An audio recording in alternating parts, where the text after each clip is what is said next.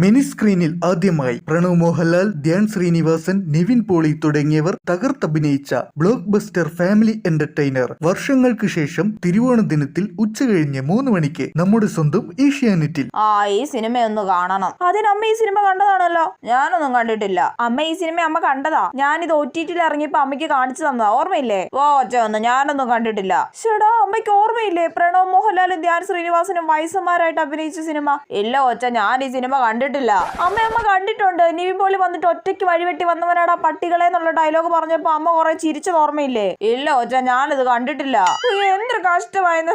അമ്മ കണ്ടിട്ടുണ്ട്. ഇത് ഞാൻ എങ്ങനെ ഒന്ന് തെളിയിക്കുന്നേ? എന്റെ ഒച്ച, ഞാൻ ഈ സിനിമ കണ്ടിട്ടില്ല.